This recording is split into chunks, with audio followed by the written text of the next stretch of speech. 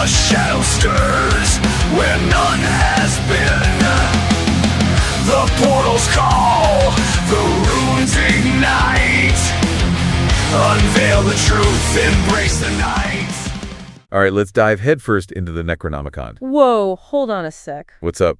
You make it sound like we're jumping into a swimming pool. Well, it's not exactly light reading, right? This book has a reputation. Oh, absolutely. The Necronomicon is shrouded in mystery and danger. For sure, and it's not even a straightforward narrative, is it? It's more like, a collection of whispers, fragments, translations pieced together. Yeah, and that just adds to the intrigue, right? So much is open to interpretation. Okay, so we've got rituals, incantations, portals. Don't forget the section on neutering cadavers. Right, that's not something you see in your average cookbook. Definitely not for the faint of heart. So, where do we even begin with something like this? Well, I think a good place to start is with its origins. Like, how did this book even come into being? Exactly, and who is this so-called Mamad Arab Abdul al-Hazred? Right, even the name sends chills down my spine. His testimonies in the book are unsettling, to say the least. What do you mean? He expresses this intense fear for his soul, almost like he regrets writing the Necronomicon. Wow, that's heavy. There are moments where his writing just descends into these fragmented incantations. Like he's losing his mind as he's writing. Almost like he's being overtaken by something. And then the book ends abruptly. Yeah. No details about al-Hazred's life, no lineage, nothing. Which is really weird, especially for a traditional Arabic text. Exactly. It's like we're just dropped off at the edge of a cliffhanger. So what happened to him? Nobody knows. That's the million-dollar question. Okay, so the whole thing is shrouded in mystery. And get this, what if the Necronomicon we know is just a copy? A copy. There are phrases and fragments that seem inconsistent with the supposed time period. Like anachronisms. Exactly. It's like trying to fit square pegs into round holes. So how much of it is factual, how much is embellished, how much is pure fabrication? It's like this literary enigma messing with our perception of reality. All right, I'm hooked, so let's get into the nitty-gritty. Where does the book actually take us? Well, one fascinating aspect is its exploration of etymology, the origins of words. Like what? Give me an example. For instance, the word for temple in Sumerian, bar, is believed to be the root of the word barrier.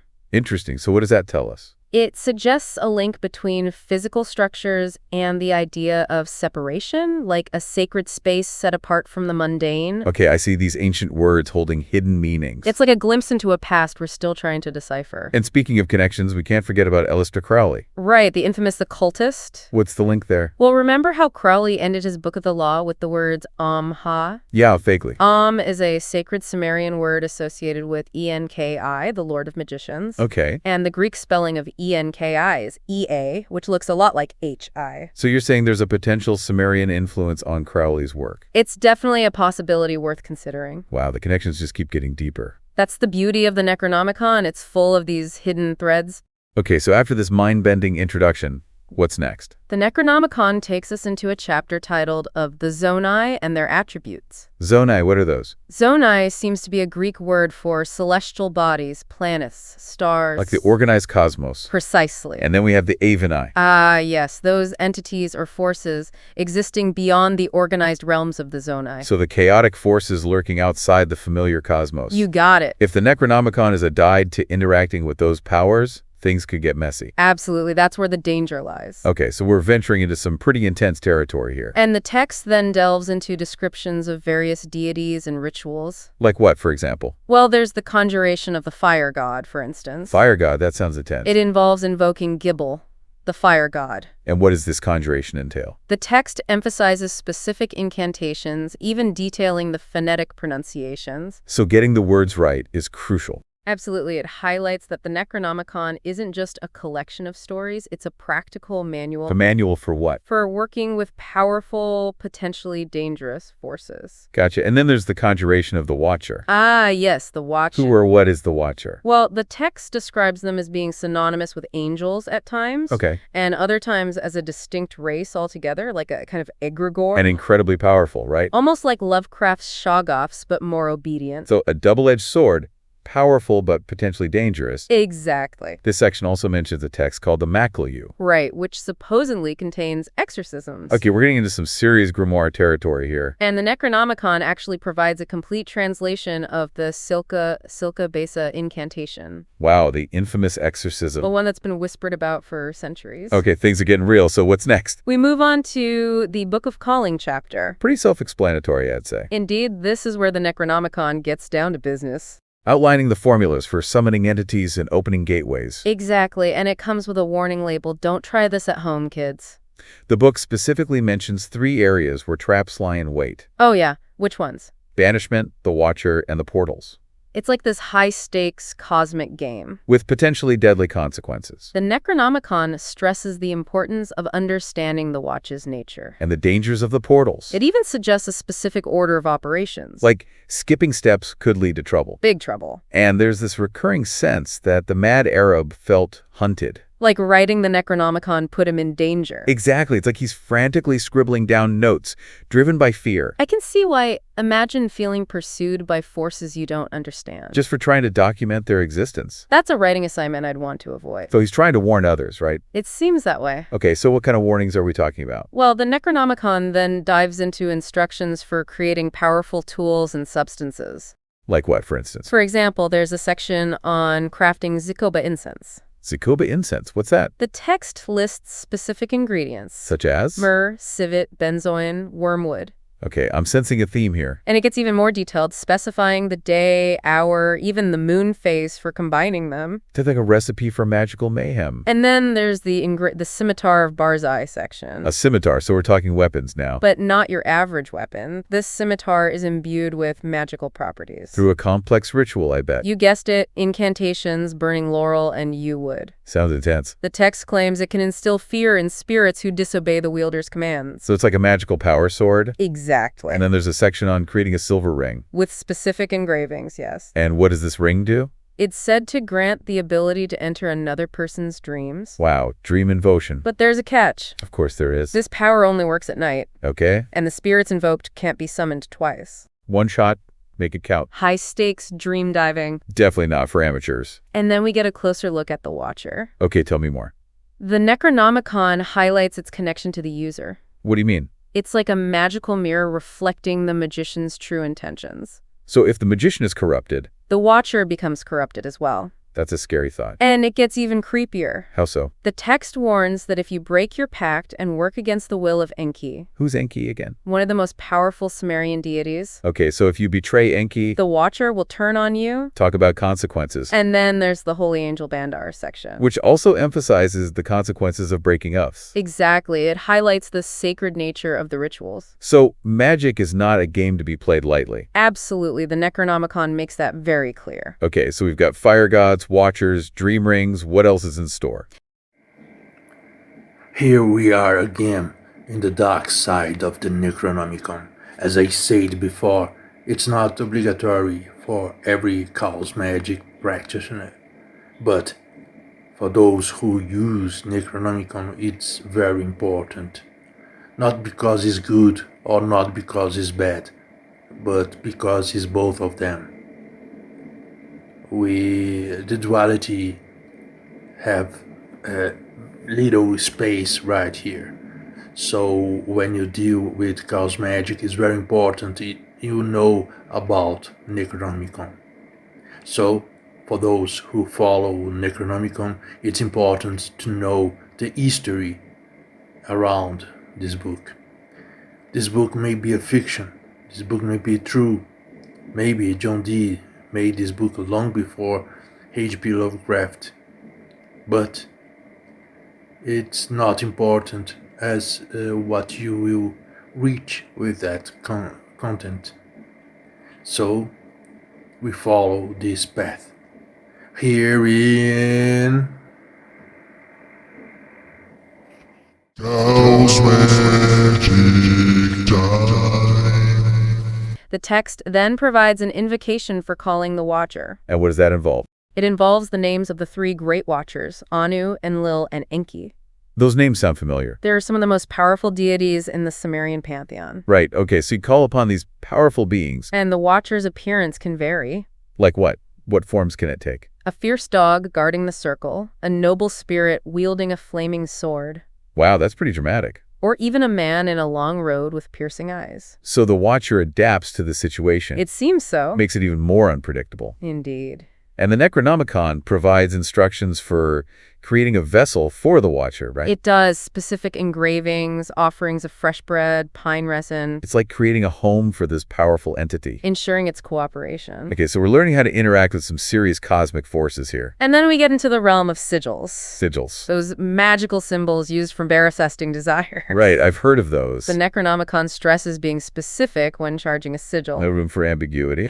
Exactly, and it warns that the situation might worsen before improving. Like the universe recalibrating itself. It's a powerful process, not to be taken lightly. So we're not just talking about any sigils here. The Necronomicon provides a whole list of specific entities, Each with their own powers. each with their unique powers and sigils. And how do you activate those powers? The text provides the words of vibration for each entity, It's like a magical directory. a who's who of the supernatural. Okay, give me some examples. We have Marutuku, the Lord of Protection, who can bind enemies. Sounds useful. Barasakushu, the miracle worker for dire situations. A divine 911 call. And Lugal de Marankia, who commands wind demons and can bring order to chaos. So a force for balance. It seems so. Any others? We also have Asaru, the protector of seafarers, who helps with navigation and agriculture. Correct. And Asaralim, who offers wise counsel and protection against negative spirits. So we've got a pretty diverse cast of characters here. The Necronomicon paints a vivid picture of a complex magical world.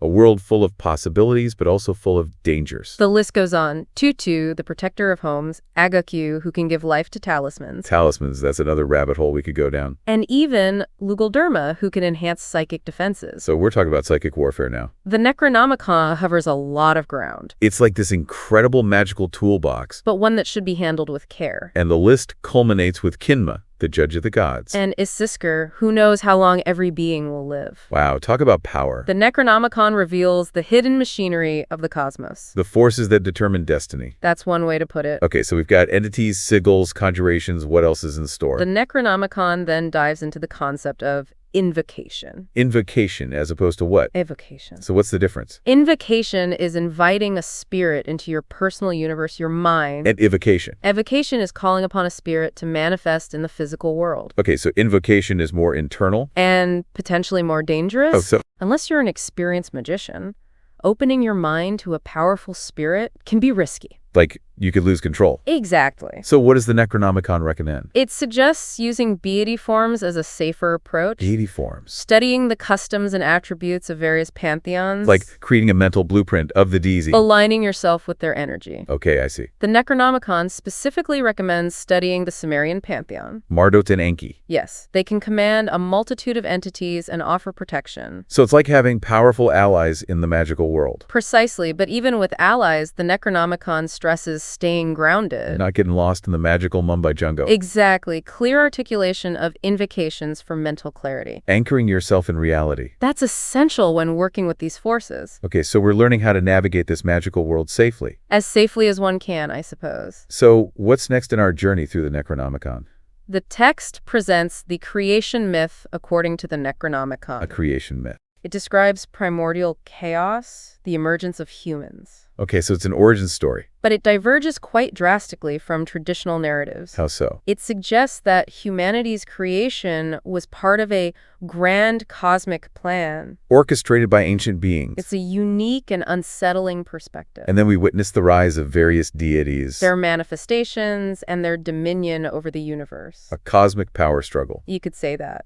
And the mad Arab Abdul al-Hazred makes another appearance. He describes his declining health, the weight of his soul. Still feeling hunted. It's like we're receiving a final message from a man on the edge. What's his final warning? He emphasizes that humanity is not alone. Okay, that's pretty standard fare for a book like this. But he goes further. How so? He claims we're being watched and controlled by ancient forces. Entities that existed before time. Seeking revenge for a battle fought in the distant past. Whoa, that's a chilling thought. He describes the Necronomicon as the Book of the Dead. A testament to horrors just beyond our perception. It's a chilling warning. Okay, so we're dealing with some heavy stuff here. What's next? The Necronomicon takes us on a journey through the realms of A existence. cosmic tour. We get descriptions of various planes of reality. And the entities that inhabit them. It's like a travelogue to the unseen realms. What's the first stop on this tour? Naxyr, the ultimate void. The void. The source of all creation and destruction. And its manifestation in the material world. Yog-Sothoth, the all-encompassing force. The one no human can fully comprehend. A glimpse into the heart of existence. The source code of reality. But then we have the pact made between humanity and the ancient gods. A pact sealed in blood. Promising a return to the old ways. When the ancient ones ruled the earth. A sobering thought. And then we're back to the dream of Ishtar. The queen of heaven. Descending into the underworld. A symbolic journey into the unconscious. The realm of shadows and hidden truths. And then the return of the ancient ones. A riding on earth from distant stars.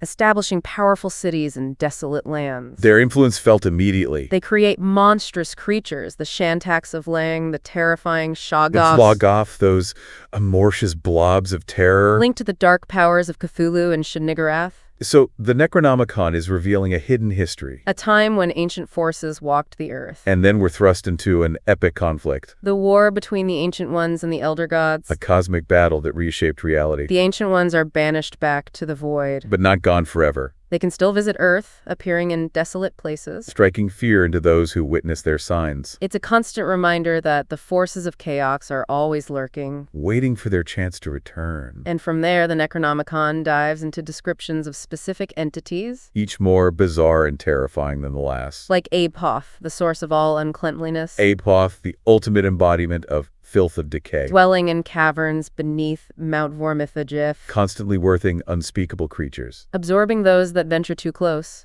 A grotesque parody of creation. And then there's Afumja. The fiery entity imprisoned beneath the ice. Capable of melting glaciers and unleashing floods. The force of primal destruction. And then, of course, we have Azathoth. Blind idiot god. The monstrous nuclear chaos at the heart of existence. The source of all creation but completely indifferent. A paradoxical concept. And Cthulhu, the great old one who sleeps beneath the Pacific. A monstrous entity with the head of a squid. An image that has become iconic. The Necronomicon suggests that Cthulhu's awakening would be catastrophic. A force of chaos that could destroy the world. And then there's Cthulhu. The fiery entity residing on Fumahat. Capable of incinerating entire planets. A cosmic inferno. And Deoluf. The entity associated with time and space. A swirling vortex of temporal currents. Gatanathoa, the petrifying horror. Imprisoned in Rulai, but its power still felt. Glaki, the entity of 1,000 forms. A master manipulator, twisting both flesh and mind. Hastur, the king in yellow.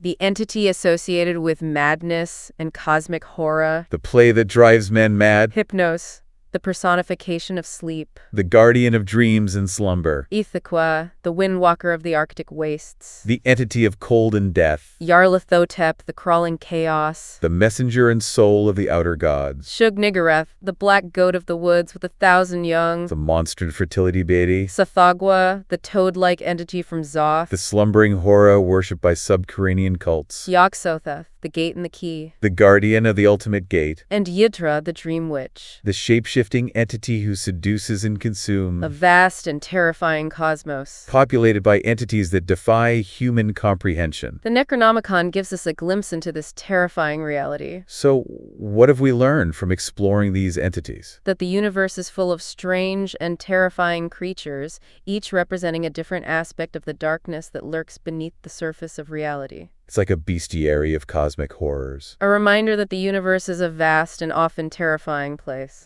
Okay, so we faced the horrors, now what? The Necronomicon then takes us to the city of the Great Race. The Elder Things. Exactly, a vast city in Antarctica. Composed of strange, non-Euclidean structures. The Necronomicon hints at the fate of the Elder Things. Their demise at the hands of the Shoggoths. A cautionary tale about playing God. Creating beings that could surpass their creators. And then we have a ritual for summoning the blood of your fathers. A connection to one's ancestral lineage. Tapping into the power of the bloodline. And back to the dream of Ishtar. Her journey through the 7 gates of the underworld. A symbolic representation of the soul's journey. The challenges and transformations of the afterlife. And then the Ancient One's dominion over Earth. Their blasphemies and their eventual downfall. The cycles of creation and destruction. The importance of keeping the portals closed. guarding against the return of the Ancient A Ones. call to vigilance. And the Necronomicon describes their visits, Their appearances in desolate places. the fear they inspire, A reminder that they are not gone forever.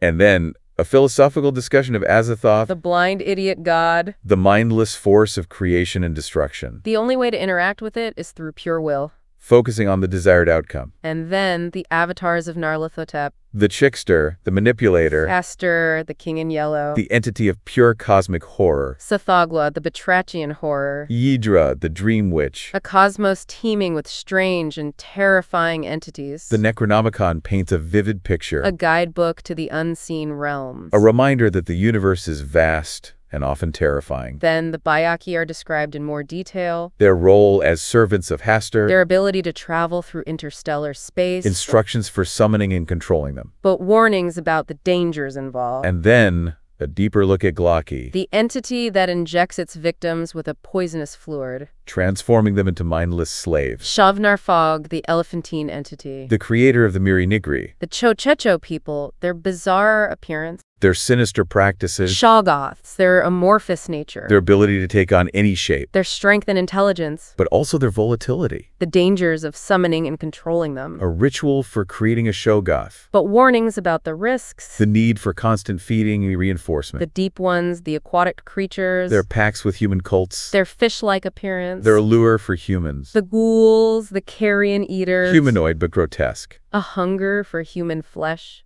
The Necronomicon paints a picture of a world teeming with strange and terrifying creatures. It's a reminder that the universe is full of things we don't understand and shouldn't try to control. A wise observation. Yeah, it's like you're forming this bond, this pact, with something incredibly powerful but also incredibly dangerous, It's like a high-layer act. with cosmic stakes. Exactly. One wrong move and Well, let's just say you wouldn't want to be on the receiving end of a Shoggoth's tantrum. no kidding. So the Necronomicon really lays out the specifics of this ritual. It does, in all its gruesome glory. Blood sacrifices, chanting, all that jazz. Oh yeah, it doesn't shy away from the details. It's not for the squeamish, that's for sure. Definitely not your average bedtime story. Okay, so moving on, there's this intriguing ritual involving serpents and a silver well. Oh yeah, that one always caught my attention. What do you make of that connection? Serpents, silver, what's the significance? Well, it seems to involve using serpent venom and silver as conduits for magical energy. Conduits, how so? Perhaps tapping into the serpent's primal energy and the reflective properties of silver to amplify the magician's intent. I see, like a focusing lens. Exactly, and the serpent symbolism is really potent here. Yeah, the connection to both healing and poison, wisdom and danger. It's like the Necronomicon is highlighting the dual nature of magic itself. A tool that can be used for creation or destruction. Precisely, it all comes down to the intent of the magician.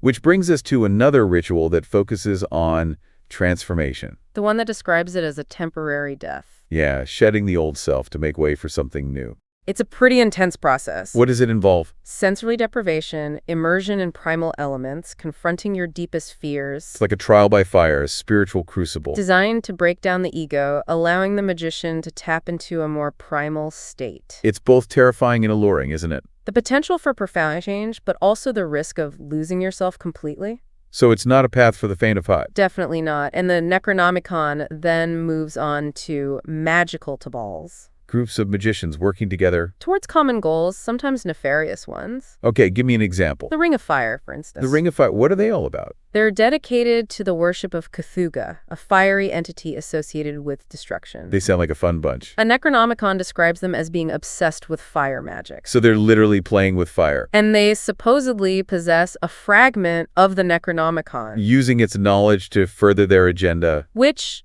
given their fascination with fire and destruction, isn't exactly comforting.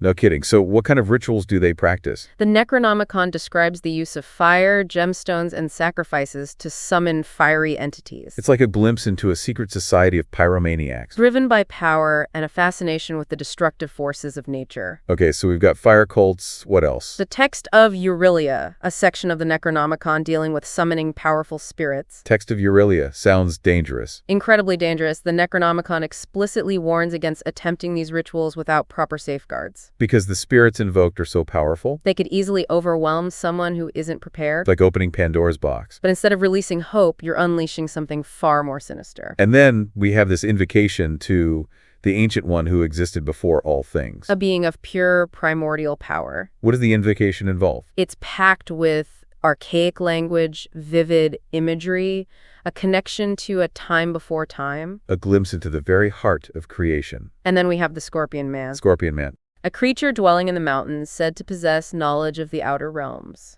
Okay, I'm intrigued. But he's bound by certain limitations. Like what? He can't appear during the day and must remain beneath the mountains. A guardian of the threshold between worlds. Exactly, and the Necronomicon warns against summoning his mate, His mate. a female entity whose touch brings death. Oh, not all entities are friendly? Some are best left undisturbed. Okay, good to know. So what else does the Necronomicon offer? It provides practical advice, rituals for counteracting curses and banishing spirit.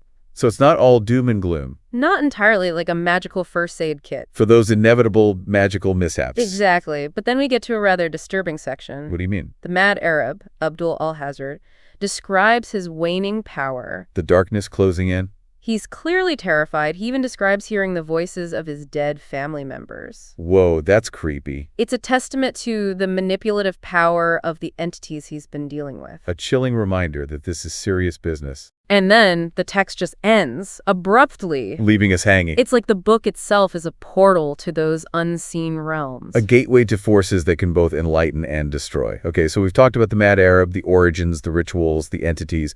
But what's the overall message of the Necronomicon? I think it's a testament to the power of the unknown, that allure of forbidden knowledge, and the eternal struggle between order and chaos. And what about humanity's role in all of this? It seems to suggest that we're not as in control as we think we are. We're caught in a cosmic web, and our choices, especially in magic, have consequences. So it's not just a book of spells, it's a philosophical treatise, a warning. And a challenge, all rolled into one. A challenge to confront the unknown, but to do so with caution. Precisely. Now there's this section that describes 7 zones on Earth, realms ruled by celestial spirits. Accessible through rituals and gateways. And incredibly dangerous, right? The Necronomicon emphasizes the need for extensive preparation. It's like a roadmap to the unseen realms. A guide for navigating the spiritual world. But it also stresses leaving your watcher behind. To guard your physical body while your spirit journeys. So there's a separation of the physical and spiritual selves. It's like acknowledging the vulnerability of the physical body. While the spirit is off exploring these other realms. And it doesn't stop there. There's also the scale of lights. What's that? A hierarchy of spiritual energies, a ladder you must ascend. Each step representing a different level of awareness and power. It's a gradual process requiring purification and dedication. And then we have instructions for creating a protective circle. A sacred space to ward off malevolent entities. It's like building a magical fortress. And the Necronomicon is very specific about the materials and symbols to use. It emphasizes precision and understanding the principles of magical protection. There's a methodology to it. And then there are the rituals and offerings for invoking the deities of each zone. It's like paying respect to the gatekeepers. Seeking their favor before entering their domains. And the Necronomicon makes it clear, do not attempt to access the 8th zone. Why not? What's so special about the 8th zone? It's described as a realm of pure chaos. Unformed potential, where reality is in constant flux. Entering without proper preparation could lead to madness or annihilation. It's like venturing beyond the boundaries of reality. A reminder that there are limits to human understanding. So, what about the other 7 zones? How do you access them? The Necronomicon provides instructions for creating a gateway to the outer realms. A physical representation of the portal between worlds. It's described as being incredibly powerful, capable of drawing forth entities from beyond. And incredibly dangerous, I imagine. It's like building a bridge to the infinite. Where the laws of nature no longer apply. And then there's the concept of enchanting portals. Imbuing them with specific properties. To control the flow of energies and entities. It's like programming a magical doorway. And the Necronomicon stresses using the correct colors, essences, and symbols. It's all about precision and understanding the language of magic. Exactly. And then we delve into the specific properties of each zone. Like the zone of the moon. Associated with Nana, the moon god, holding secrets of the seas of blood. What are the seas of blood? Perhaps the astral realms or the depths of the unconscious. Okay, what about Mercury? Associated with Nubo, the god of writing, granting access to knowledge. Venus. Ruled by Ishtar, goddess of love and war, granting power over passion and conflict. The sun. Associated with Shamus, granting power over life and vitality. Bars. Ruled by Nergal, god of war, granting power over destruction. Jupiter. Associated with Margup, granting power over order and justice. And Saturn. Associated with Ninib, holding the secrets of time. So each zone has its own unique energy and power. And the Necronomicon provides a way to tap into those energies. But it also warns against prolonged exposure. Describing a gradual loss of sanity, a descent into madness. It's like a cautionary tale about the allure of forbidden knowledge. The pursuit of power can come at a terrible price. So balance is key. Respecting the boundaries between worlds. Approaching magic with caution and humility. The Necronomicon also provides rituals for protection. Purifying oneself, invoking protective deities. Safeguarding against the harmful effects of the Ancient Ones. And it describes the signs of their presence. Subtle shifts in reality, strange dreams, a creeping sense of dread. Like a warning system. And rituals for banishing them. Sealing the portals, protecting humanity. A final stand against the darkness. Now, how did the Necronomicon itself come into being? The text suggests it was compiled from fragments of ancient texts, whispers from beyond. And the experiences of the Mad Arab. It's a patchwork quilt of forbidden knowledge. An artifact, a repository of dangerous secrets. And the Necronomicon is very clear about the importance of preparation. Purifying the temple,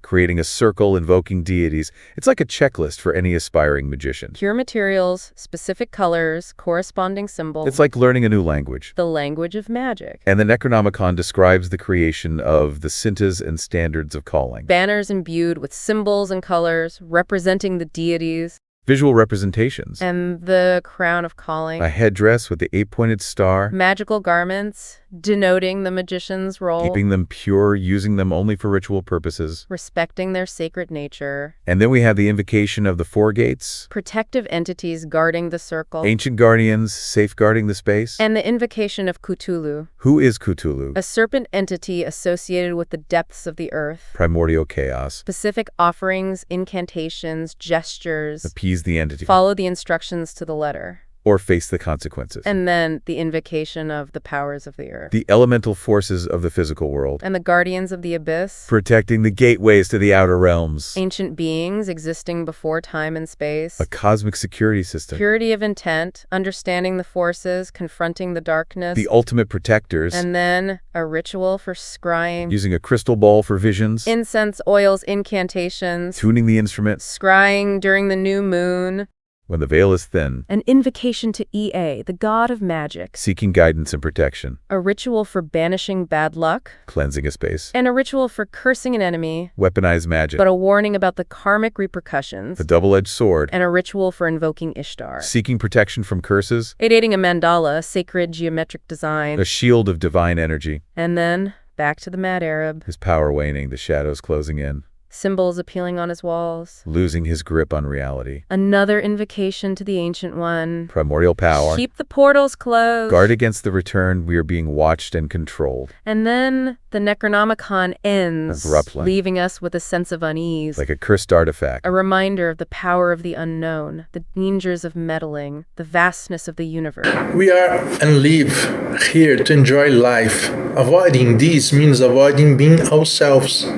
One of the ways people like to live is by learning more, and that's why I make these podcasts about books and about chaos magic. Here in Brazil, we are all educated to be cheap. That hurt education to be socially accepted, so I thought that the popular objection to chaos magic would be very intense. I was wrong. Here, people are eager to learn and practice things that work for us Brazilians. It's not different outside of Brazil, but since English is not our native language, communication is a bit rigid. Anyway, I now make podcasts in English because just as many other people also liked them. I believe it is important to use these podcasts as a basis for at least Chaos Magic group to start discussions about them. However, I must point out that groups that are not practitioners of Chaos Magic will be very surprised when they practice these works that I recommended. And also I will recommend. Let's keep our hunger for learning strong here in Brazil or anywhere on the world. Hugs. Okay, so we've covered the book. Now let's talk about some of the specific entities described in the Necronomicon. Let's start with Apoth, the source of all uncleanliness. The monstrous entity in the caverns beneath Mount Vormithadris, A shapeless mass of protoplasm. generating and absorbing grotesque creatures. A parody is creation. A fountain filth and corruption. A primal force, a manifestation of chaos. A glimpse into the abyss. And then there's a Fumja, The fiery entity trapped beneath the ice. a being of pure fire and rage. Capable of melting glaciers and unleashing floods. A force of nature, a primal energy. And then, Azathoth, the blind idiot god. The monstrous nuclear chaos at the heart of existence. The source of all creation, but indifferent to its creations. Paradoxical concept. A cosmic heartbeat of creation and destruction. And Cthulhu, the great old one sleeping beneath the Pacific. A monstrous entity with the head of a squid. A symbol of ancient power lurking beneath the surface. The awakening of Cthulhu would be catastrophic. A force of chaos that could destroy the world. Cthulhu, the fiery entity on Formalhar. Capable of incinerating entire planets. A cosmic inferno. Delloth, the entity of time and space. A swirling vortex of temporal currents. Gutnatha, the petrifying horror. Imprisoned in R'lyeh, but its power still felt. Glocki, the entity of 1,000 forms. A master manipulator of flesh and mind. Hastur, the king in yellow. The entity of madness and cosmic horror. The play that drives men to insanity.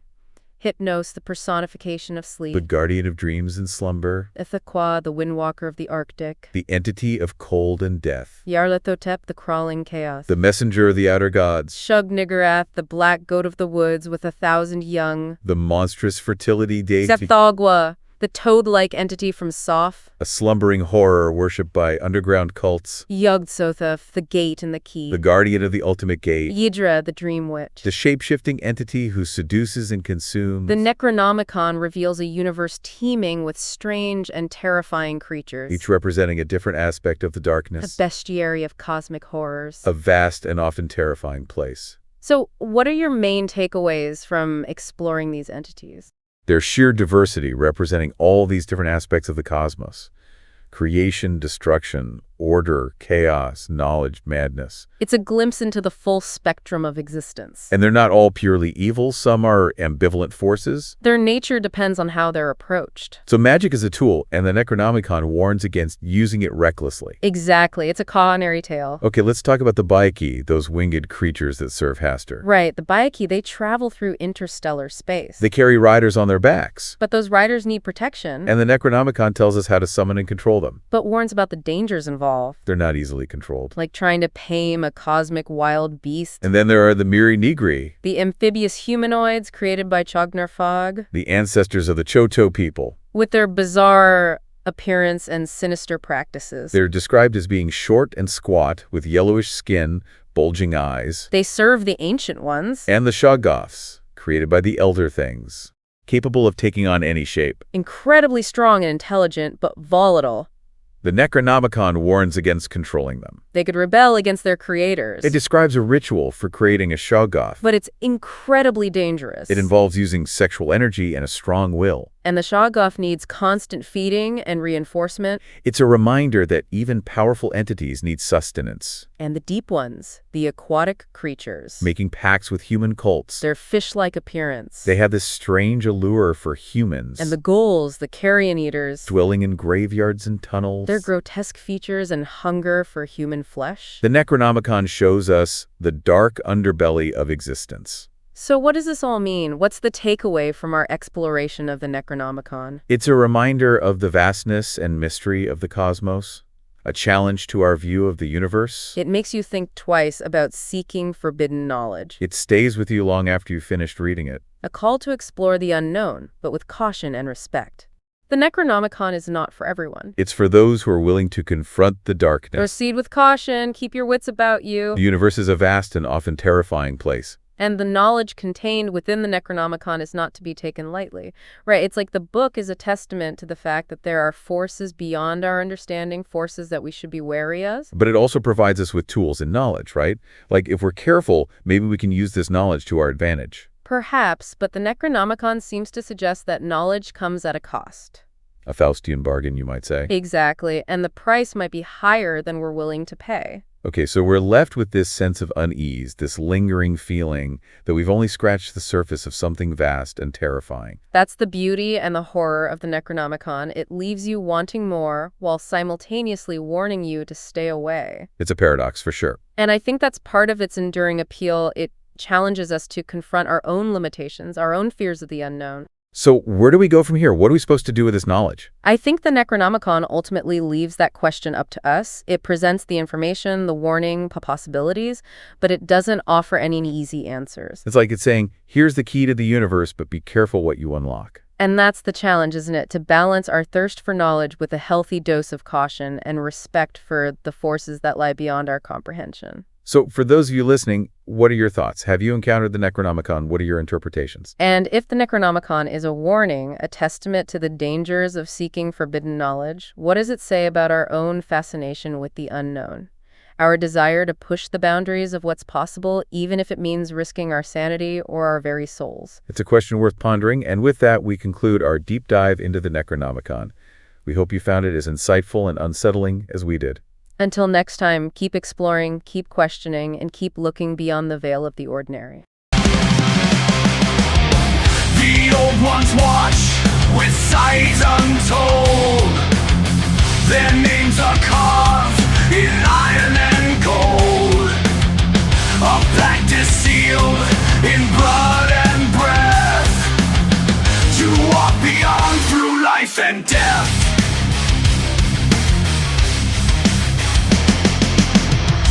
Sigils blaze in circles drawn.